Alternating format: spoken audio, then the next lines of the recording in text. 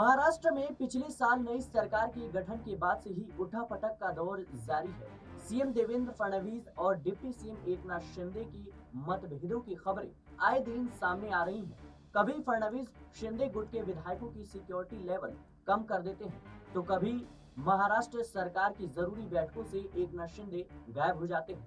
हाल ही में सीएम देवेंद्र फडणवीस ने शिंदे सरकार के दौरान लिए गए कई अहम बड़े फैसलों को भी पलटा है। यानी साफ है कि महाराष्ट्र में भारतीय जनता पार्टी और एकनाथ शिंदे की शिवसेना के बीच गठबंधन पटरी पर नहीं है। इस खींचतान के बीच शिवसेना उद्धव गुट के मुखपत्र सामना में बड़े हैरानी भरे दावे किए गए हैं। ऐसा दावा जो एकनाथ शिंदे के होश उड़ा सकता है। सामना में लिखा गया है कि गृह मंत्री अमित शाह ने एकनाथ शिंदे को बीजेपी में शिवसेना का विलय करने का ऑफर दिया है। यह ऑफर शिंदे द्वारा बार बार सीएम पद मांगने के चलते दिया गया है। सामना में दावा किया गया है कि पुणे की कोरेगांव स्थित वेस्टर्न होटल में सुबह 4 बजे एकनाथ शिंदे और गृह मंत्री अमित शाह की मुलाकात हुई। इसमें फडणवीस की ढेरों शिकायतों के बाद शिंदे ने अमित शाह से अपना मुख्यमंत्री पद वापस मांगा, लेकिन इसके बदले अमित शाह ने उन्हें शिवसेना का विलय भारतीय जनता पार्टी में करने को कहा।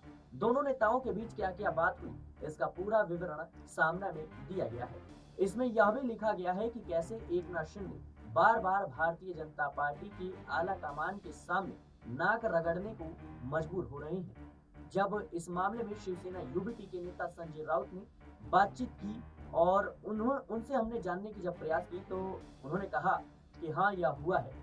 उन्होंने कहा सुबह 4 बजे एकनाथ शिंदे अपने हाईकमान यानी अमित शाह से पुणे में मिलते हैं। वह सबसे पहले देवेंद्र फडणवीस की शिकायत करते हैं कि कैसे हमारी सरकार के लोगों को दबाया जा रहा है, तंग किया जा रहा है। शिंदे कहते हैं कि आपने मुझे कहा था कि चुनाव के बाद मुख्यमंत्री बनाएंगे।